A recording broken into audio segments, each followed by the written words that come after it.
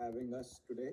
We are very excited to do this webinar. It is a timely topic. I think everybody has been discussing how to use AI properly, successfully, responsibly in the classroom and outside it. So we want to share some of our perspectives, and hopefully we can make this more interactive and also use this as a forum where you can openly ask questions.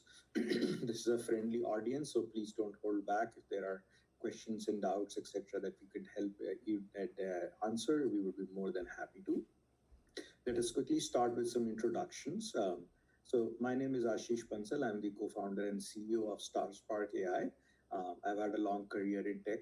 My prior work experience was I was working at Google on the Gemini team. Prior to that, I've worked at large firms like Amazon and Twitter doing machine learning. I've written textbooks on machine learning as well. And I'm very, very pleased and happy to welcome Meg. I'll let Meg introduce herself. Hi, everyone. Thanks so much for joining us today. My name is Meg Napick, and I am currently a teaching and learning instructor at Loyola University Chicago. Prior to that, I was in pre-K through 8th grade school districts for 20 years, 10 years serving as a middle school teacher, middle school math teacher specifically, and then 10 years as an administrator, most recently serving the last 3 years as an assistant superintendent of curriculum and instruction in Northern Chicago suburban school district. Fantastic. And I think one of the key things that we always want to do at StarSpark is work with educators, because you are the people who are on the front lines. You are in the classrooms, you're working with students every day. And we just don't want to presume that we know how to teach. We are here.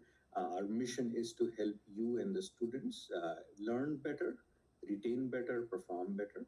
So we think of ourselves as coaches that can help in various areas. With this in mind, let's start with the first thing that I want to discuss with Meg. Meg, a lot of district leaders, teachers are being asked to evaluate AI tools, and I'm not sure if there is a real playbook here. Our focus is how do you think about AI? Because in your prior role in the Illinois school districts, you were a curriculum director and you were looking at evaluating different tools and working with teachers and superintendents and others in framing some policy or deciding. So when you were evaluating new instructional tools, what was your framework? And maybe a follow-on to that is how has AI or how did AI change in your time there? That's a great question, Ashish. And so I think, initially you just start with your curriculum review framework as a whole, right? And best practice with that says that this is done on an ongoing cyclical basis with cycles of inquiry. You're looking at your current status. What does your achievement data say? What does your perception data say? To help identify strengths and how can we capitalize on those strengths, and then identifying needs and how can we find a tool that really helps us improve in those areas where we need to grow. And so with stakeholders, that means not just like me as an administrator, right? But with the teachers from various grade levels, from different content areas, from special education, from the multilingual department, with student representatives, with parent and community representative stakeholders, we look at this data and prioritize like what is our greatest need, right? And then from there, we want to make sure that we are looking at the latest and greatest research out there. And so when we think about an AI tool, right, AI is still relatively new. So when you say there's not necessarily a playbook, what you need to think about is what do we know about best practices in teaching and learning, and then thinking about how can an AI tool really support that. We don't want something that is going to support just very low level depth of knowledge. We don't want something that's just an answer getter, right? We want something that is going to prompt student thinking. We want something that is going to be accessible, and accessibility can mean lots of different things. We want something that is user-friendly for teachers. We know that this is critical. Teachers have so many students in front of them, each with unique and differing needs. And that usability factor for teachers is going to be critical so that an AI tool can be leveraged to optimize learning and growth for students. And then, thinking about the specific needs of your students, your district, that's then going to help you kind of cater which AI tool is going to be the best fit. And so, one of the things that was really valuable to us was going through a pilot partnership. We did, of course, specifically in our district, have this pilot partnership with StarSpark AI. And when I say partnership, I think that word is truly what it was. There was ongoing dialogue back and forth between the needs that our district had, what StarSpark as a tool was able to support. We had professional learning sessions for our teachers involved in the pilot, but more than that, there was really a direct feedback loop that allowed the product team at StarSpark AI to think about what the teachers were noticing and how the students were engaging with the tool, and actually make some developmental changes, which allowed the tool to then be more useful and engaging to our students. So I think that's huge. Thank you, Meg. I think when we work with you and the school district in Illinois, our mindset always was that we don't assume to know everything, and we have to be flexible and adapt to the needs of the teacher and student. In my work in technology, I've often found that people assume and think of their tool as the center of the universe, and everybody else has to adapt to the tool. And I don't think that's the right model for a lot of people, especially in education, because we know that teachers are overworked. There's a lot of students to support, and students have so many varying needs. I mean, we work with another educator in SoCal, and their grade 7 math classroom has students from grade 4 to grade 8 proficiency. So that's a pretty wide spread for somebody to handle in a grade 7 classroom. And my understanding is that's not a unique situation. That is happening in classrooms across the world because incoming classes have a lot of spread there. Uh, I also feel that some of the discussion today in AI is AI can do everything, but I think it is not necessarily true. I'll pick on something that you said. You said something about low depth of knowledge. So, one interesting thing that I've observed with a lot of these AI tools is they have no concept of pedagogy. So, I mean, one of the things that we do is that we are able to grade our questions that we generate based on DOK framework and say this is a DOK1, DOK2, DOK3. And we also know that we are not a good tool to do DOK4 level questions. So we set that expectation up front. So if I could offer this to educators, just ask this question of your AI provider saying, are you able to understand pedagogy? Can you differentiate between a DOK 1, 2, and 3? And also differentiate between DOK 1, 2, and 3 for grade 6 versus grade 7 versus grade 8, because that's where pedagogy really makes a difference. Let me actually move on and ask a question around this broadly. Are there questions that you would propose that a classroom teacher or an administrator should ask before piloting an AI tools? I mean, are there any red flags that you would suggest people take into account?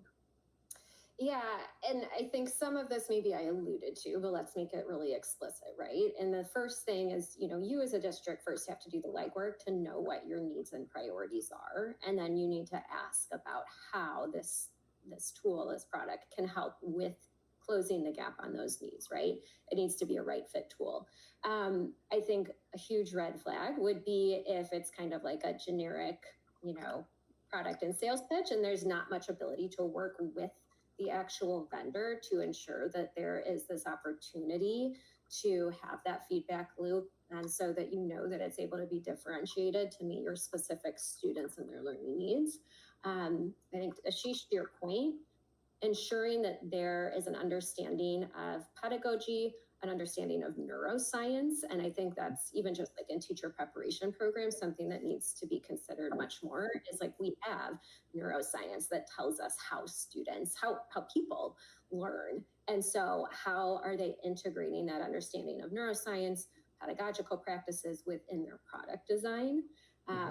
And I also think it's critical that there are educators either on their team or that they have some type of advisory board, or they've had significant pilots done with actual educators who have used this on the ground with students, so that we know that there is like a connection between the actual people using this with students in practice and the tech team that's developing this tool. Yeah, I think that's huge. If I can just add one more thing to that list, which is also privacy. What do they do with your data? Who has access to the data? Especially because we are working with students, their data, and how are they going to make sure that all of this is accounted for and properly squared up? Um, there are some acceptable uses and there are some unacceptable uses. I think the challenge with using free tools, for example, if you went to ChatGPT and put in your assignment and asked you to generate more assignments, all the free versions take your data. It is implied because you're using a free version that they own the data for training purposes. Now, that may not be the right use, so be careful in using free tools before you go ahead and do it. And lastly, on this topic, I mean, if you think about the spectrum between AI as an answer machine to AI as a thinking partner, how do you think an educator should think about where a tool actually sits? Yeah. And I immediately go back to those pedagogical practices and what we know about how students learn, right? We don't want students to simply recall or memorize facts. We want this to be like real sticky learning that they can take with them, that they can apply in a variety of circumstances.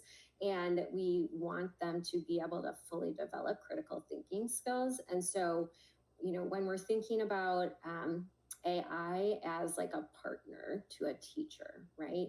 We want to think about how can teachers ensure that each student is getting what they need individually, and the way that an AI tool can do that, like, yes, you have seen plenty of these tools that just like spit out practice problem after practice problem after practice problem, but that's not getting to the essence of AI being a thought partner with the students, right?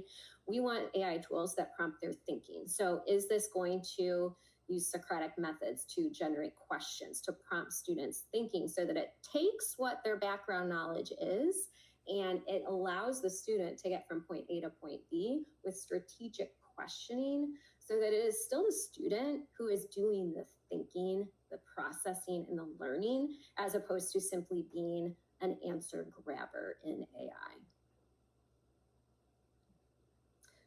Ashish, what else have you thought of related to that as well when you've developed StarSpark AI?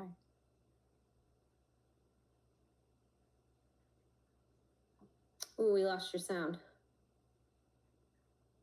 Sorry. For us, it is very important to meet where the student is at. I think when we look even at, I saw this report from UCSD, where the incoming class is now pre-algebra grade level. So they had to do remediation courses for algebra and pre-calculus. Now they're doing middle school math preparatory courses for incoming classes at even at a college level. So if a grade 7 has a mixed classroom, I think the undergrad incoming class is probably a much larger spread as well. So for us, we wanted to make sure that we can build a tool that can spiral far back.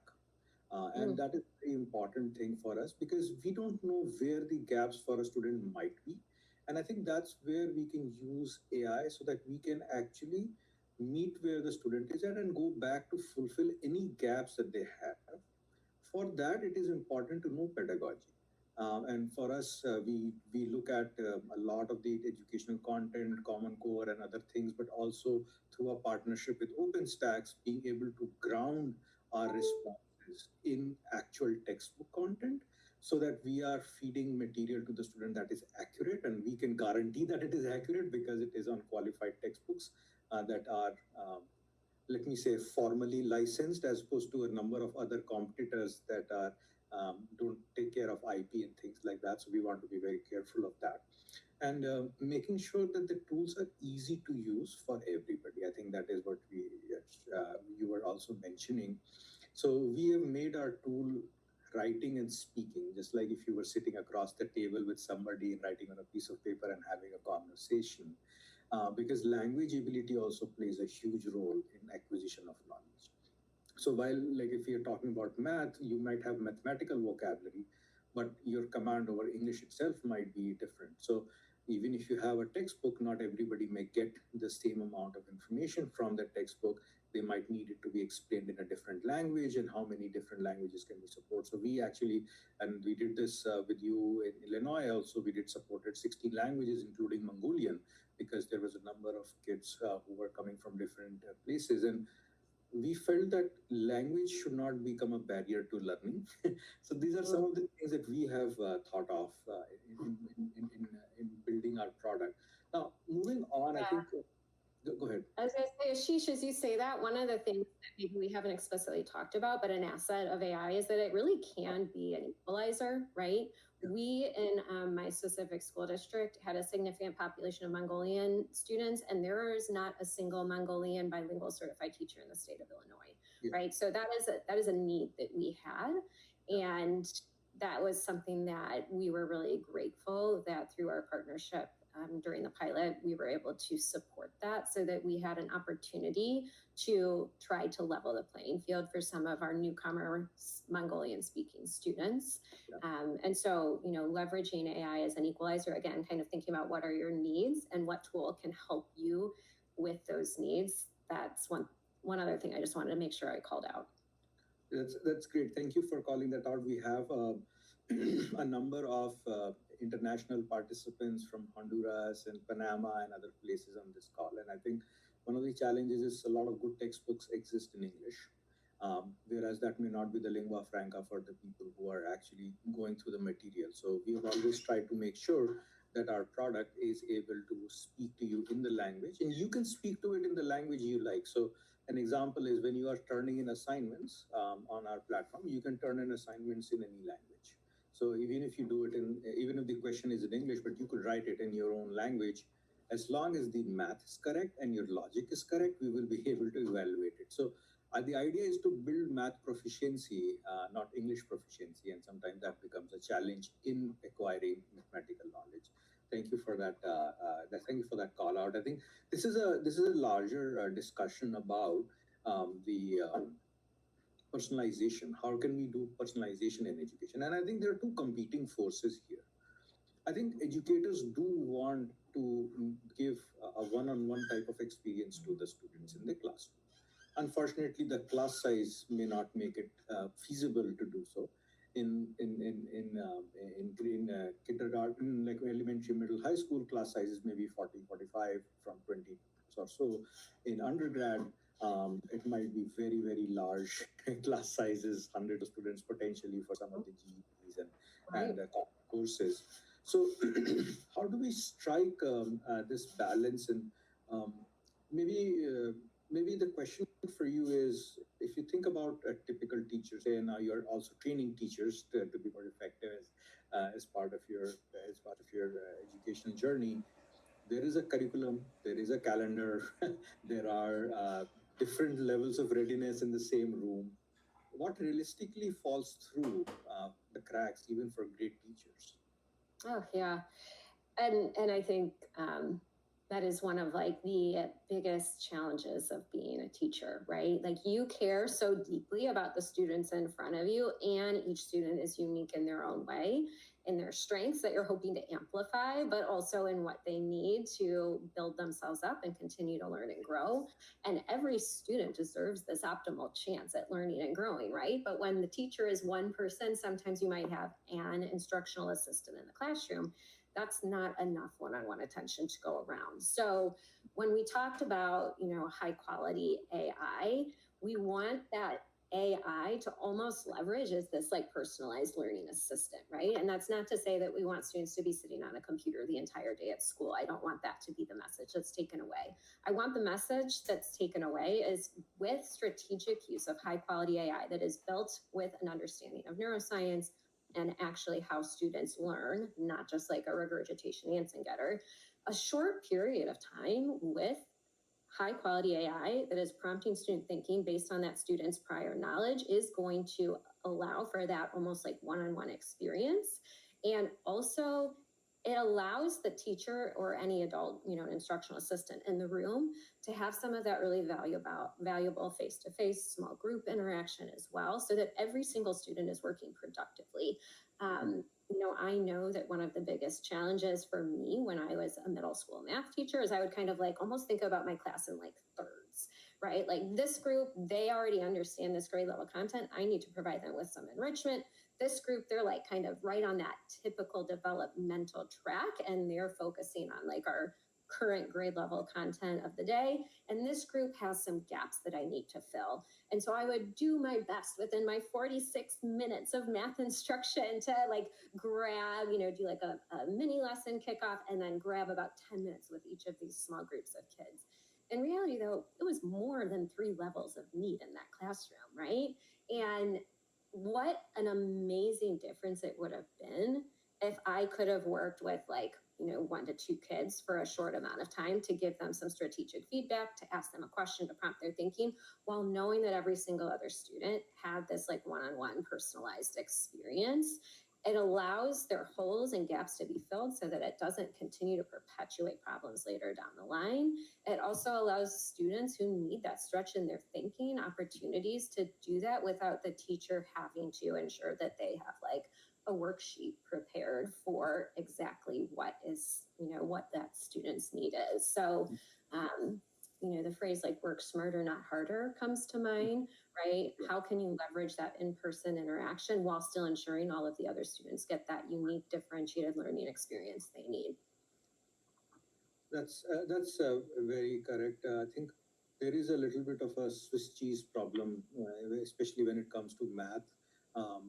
Students may have different gaps in their understanding, and I think some of the hardest parts that I have observed in with my own kids is they fall sick, they miss a week, and it's almost next to impossible to catch up for them. And then it has longer term impacts because those concepts need to be oriented there. So um, differentiating instruction and also supporting the students when they miss something is really hard for the teacher also, because the rest of the class has moved on, whereas these students are still on a different spot. So in your experience, what are some of the tips that you would give to educators, and on how do we handle such cases? Because we do want to make sure all of the students, we support all of them, and nobody gets left behind. Yeah, yeah.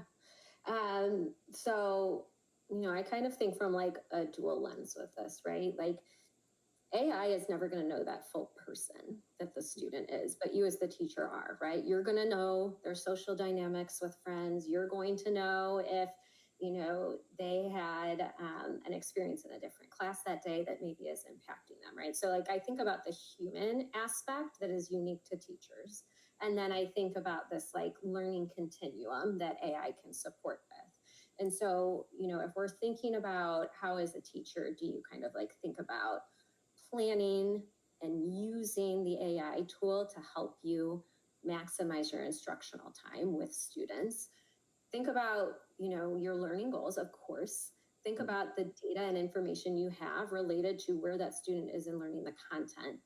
And that's going to be valuable for the AI tool to know, right? You want an AI tool that's able to capture that content knowledge, their ability to think, process, understand, and apply that content knowledge. You as the teacher, as the human, when you're leveraging that in-person time, are going to kind of take that whole bigger picture approach with your students. You're also going to think about what are some of those like creative problem-based learning opportunities you might want your students to have, and balancing your instructional planning time accordingly is how you're going to leverage and maximize the tool. I think the other thing that maybe we haven't explicitly talked about yet, but a lot of these AI tools hopefully will be giving you some usable data that you can use when you plan for instruction.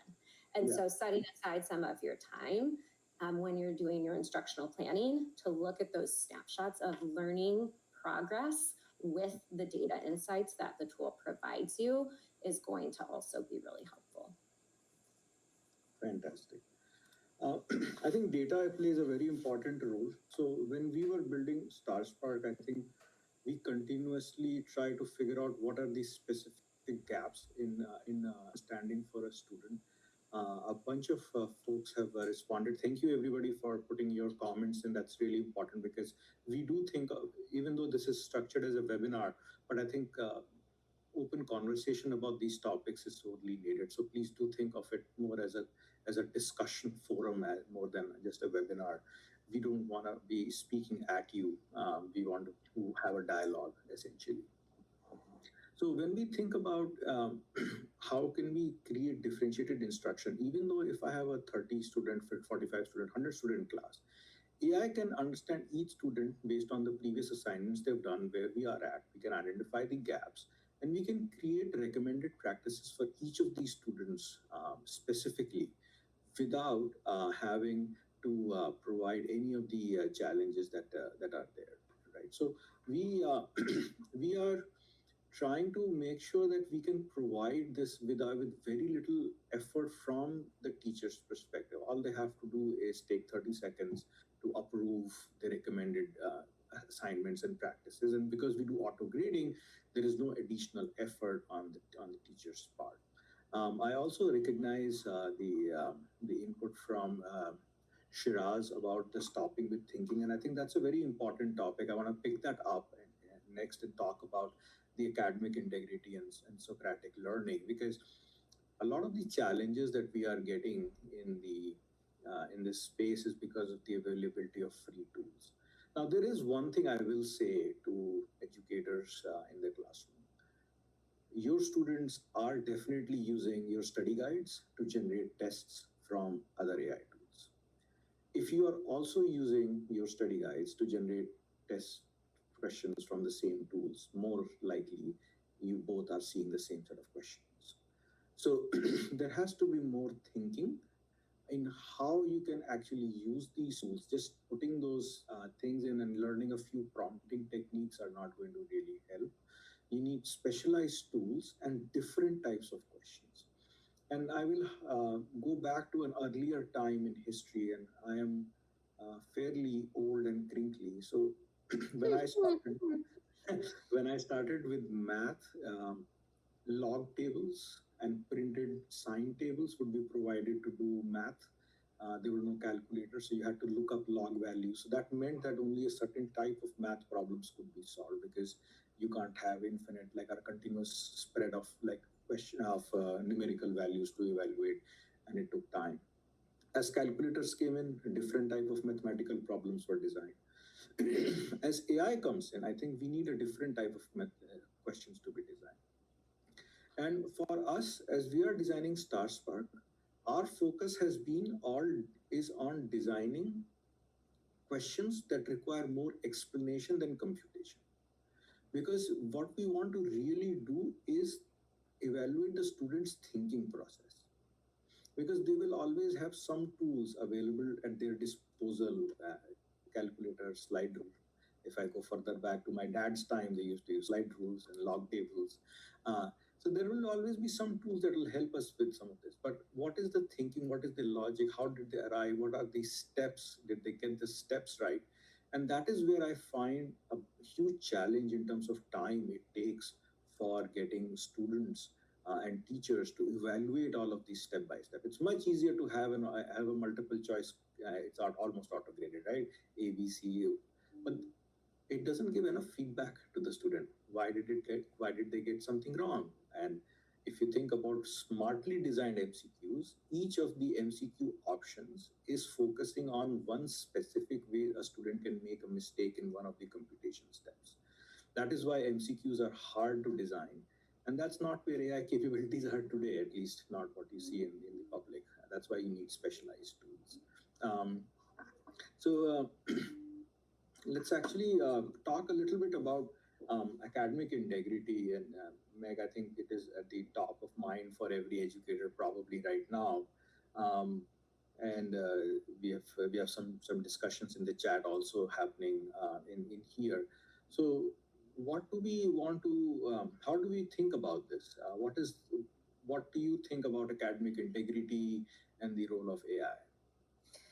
Yeah, and this is a huge topic of conversation, not just for K-12 school districts, but at the higher ed level as well. Where I am at Loyola University right now, this is something that we're perpetually talking about, not just with like our actual students doing assignments, but also as we're designing and redesigning the teacher preparation program and what that experience looks like. And so, I think there are like two ends of the spectrum, right? Like there's we're not going to let them use AI at all because we don't want them to cheat. Well, that's ultimately going to hurt them in the long run, because kids who are in environments like that are going to be at a disadvantage in knowing how to appropriately leverage AI to amplify their thinking. And so, to me, that's not the answer. The other end of the spectrum is just kind of like Wild West style use for whatever purposes, because AI is here to stay and they might as well just use it. And that also feels to me like the pendulum swinging in the wrong direction. I think what we want to think about is, as you mentioned earlier, like data security and privacy, making sure that they are COPPA or SAPA aligned, right? So that our students are protected and safe. But then also in terms of like how this is being used within a classroom learning space, there needs to be an AI policy that essentially provides opportunities for students to think and use tools to amplify critical thinking, but with some guardrails on it, right? And so, one of the things that I feel like many school districts are starting to do is they're developing this AI policy with a group of stakeholders. Stakeholders also should include student representatives as well, but their board members, their teachers, and they have this committee developing almost kind of like a tiered model policy. So there might be some assignments where you're doing these all in class and the teacher does not want you to use AI, and that's why they're having you do it in class so that they can see exactly what your thinking is. There are then next tier models where you can use AI in your thinking. You're citing when and how you've used AI, because this is going to end up being a resource, not just now, but in the future, right? And then there might be some assignments where you're actually just assessing how they're using AI, right? And so developing kind of this tiered model for how and when students can use AI is going to be an important part of any type of policy. It's also going to speak to that academic integrity issue, because hopefully it's going to be very clear for the students how and when they're able to leverage this tool. And then I think, the one other thing, maybe it's not necessarily related to academic integrity, but it's, I think, really critical for districts to think about as they're developing their AI policies, is developing this like vertical curriculum progression too, because AI is going to have to be a part of your curriculum. What are the skills related to AI usage, responsible AI usage for learning, that you're going to embed at each grade level as students progress through your school system? AI, any other thoughts with, from the Star Spark perspective, Ashish, that you all have been thinking about related to that academic integrity? I think the challenge always is that students are taking more than one course at a time. They have a paucity of time, so they are trying to get their work done quickly. It is the allure of a shortcut is real, and it is there. Now we have, as humans, I think if we trace human evolution, we have always built tools to aid us and extend our capabilities. Hence, we have moved to the top of the food chain when we are neither the strongest nor the fastest animals on the planet. Um, that being said, if we use a tool that doesn't really help us become smarter or use it in a smart way, then that is actually detrimental to our development, right? So part of this has to be student motivation also, that I'm not doing this course just to get a grade or just to pass, but I'm doing this course to actually learn. There is a purpose behind education. And sometimes reinforcing that purpose behind education is important for the students to be told again. The second part is for companies like us to take a more pragmatic stance on this. So for us, we have taken a stance that we are not going to give answers, but we're going to use the Socratic method to work through the problems and help the student get to the answer. So this is the old analogy of like, do you give a person a fish or do you teach them how to fish? Now, when you teach somebody, it's going to be hard, as I think all the educators in the room know, that it is not easy to teach. It takes effort and time on both. as long as there is motivation, which is where I think a lot of the educators' focus should be on motivating students, and they do make a huge difference. I think when we look back, we can always think about teachers who had an outsized impact on our love for a subject or hate for a subject on both sides. So having that motivation and then using the right tools and making them available to the students so that they have less uh, incentive to go and use the substandard tools that are available for free, because they are substandard. And having worked in large language models for a long time, I know that there are a lot of deficiencies in how they process math. They're basically very good parrots. In fact, this paper called large language models are stochastic parrots. So there's a fair amount of research on that on there as well. What I will do is maybe I can quickly flip to showing a very quick view of what that means for doing this in Star Spark. And we have maybe a few minutes left to this webinar, so maybe we can then flip over to questions that we can take from the participants here. So let me just quickly set this up, and I'm going to share my screen.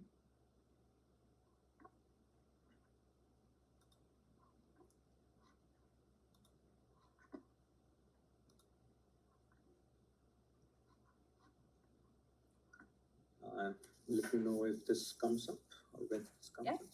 Great. Okay. All right. So this is our AI tutor, which is helping students Socratically. We are trying to do a geometry problem here. I set this up a little while ago, and the one of the challenges with doing math on a computer is really hard to type math, especially when you're dealing with a slightly younger audience, and even with some college level audiences. Not everybody knows LaTeX and how to type equations, and then even if you know how to do type equations, and how do you actually do geometry, right? So we have a very handwriting driven interface. So here is a student who's trying to find sine alpha for this right angle triangle. We are able to generate the triangles and generate images on the fly. And at this point, the student says, just give me the answer. So this is part of like what we are trying to help students also understand and see what happens, because we don't really want to give them the answer. We want to work them through what it is, what they need to do.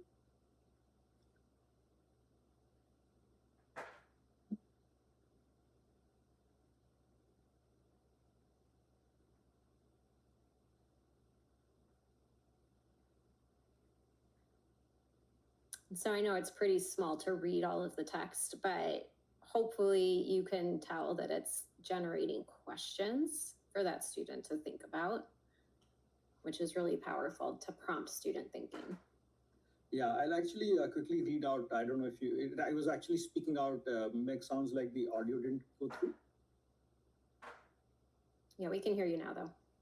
Okay, all right. So what it's saying is, I understand the desire for a quick result, but my main goal is to help you master the reasoning behind these steps so that you can tackle similar problems on your own.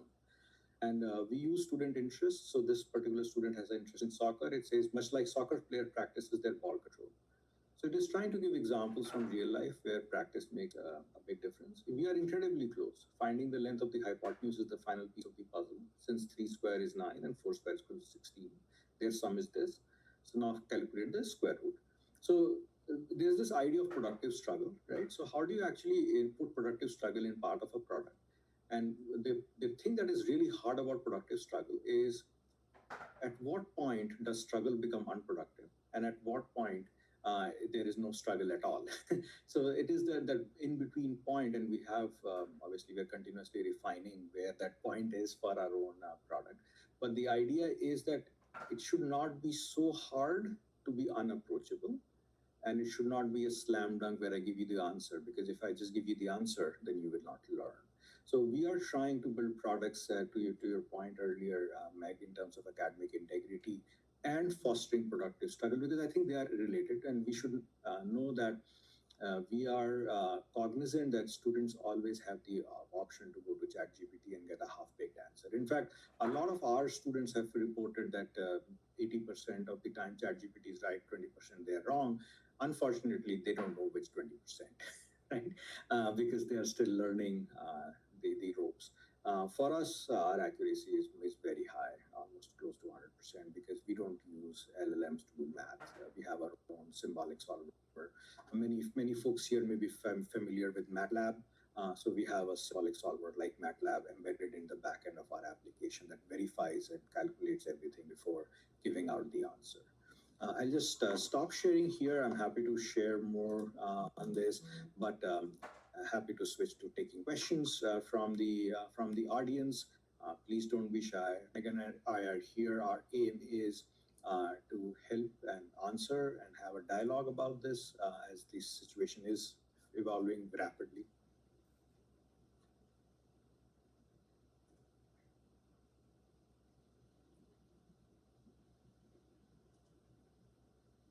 Not a question, but one of the things I'm noticing from the chat is an idea of one of our attendees who's already using AI as an opportunity for their students to repair what the AI is producing, the way that they think about it, and keeping that logbook, and then translating in the end for their final assignment to be working at a completely different problem, but after having observed and compared many different ways that AI models a similar situation. And what a powerful opportunity of, yes, we acknowledge AI is here. Here are some ways that they're solving it, but really your summative assessment is how are you thinking about applying this based on all of the different models that you've looked at and seen.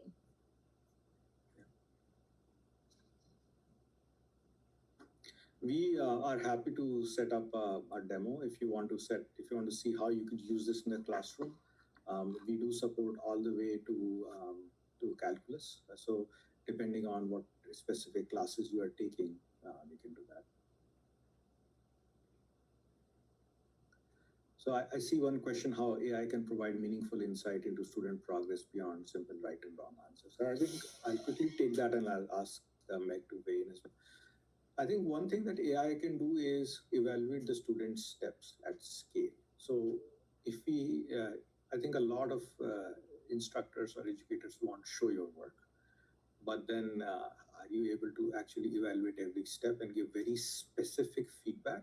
We all know that feedback has to be actionable and timely for it to be effective, right?